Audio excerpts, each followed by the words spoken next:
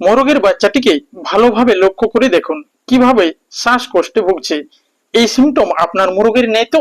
শ্বাসকষ্ট, এই শ্বাসকষ্ট যদি বাচ্চা মোরগ মুরগির হয়ে থাকে তাহলে আপনি কি করবেন? কোন ব্যাকটেরিয়া এই শ্বাসকষ্ট রোগের জন্য দায়ী? কোন পরিবেশে বাচ্চা মোরগ মুরগি রাখলে এই সমস্যা হবে না? এই শ্বাসকষ্ট জনিত রোগের সঠিক চিকিৎসা কিভাবে করবেন আসুন জেনে নেওয়া যাক এই ভিডিওর মাধ্যমে।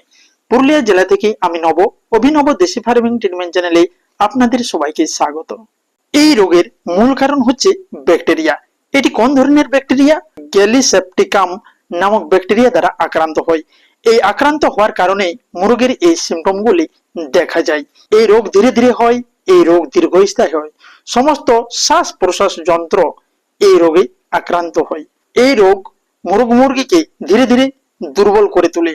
নাক দিয়ে জল পড়ে, শ্বাসনালীতে ঘর ঘর শব্দ হয়, মোরগ হা করে নিঃশ্বাস নেয়, চোখ ও নাসারন্ধ্র ফুলে যায়, আহার কমে যায়।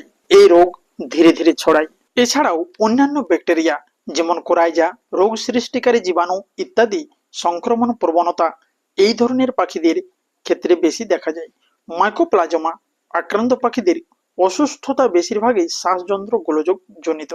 হৃৎপিণ্ড, ফুসফুস, বায়ুথলি প্রদাহ, পরে প্রদাহ জনিত এবং ইকোলাই জাতীয় জীবাণুর সংক্রমণের জটিলতা আরো বেশি বিপদ ঘটায়।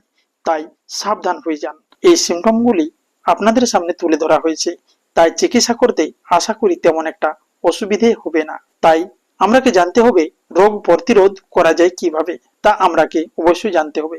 যদি রোগ দমনের প্রশ্ন আসে তাহলে বুঝতে হবে যে এই রোগের কোনো টিকা নেই, তাই টিকা দিয়ে সারানো সম্ভব নয়। এছাড়াও মুরগির ঘর শুকনো রাখতে হবে যাতে যথেষ্ট আলো বাতাস ঘরে প্রবেশ করে, সেই দিকে লক্ষ্য রাখুন। ডিম ফোটানোর আগেই জীবাণু নাশক ওষুধ দিয়ে, ডেটল কিংবা লাইসন দিয়ে ডিমকে ভালোভাবে ধুয়ে নিতে হবে।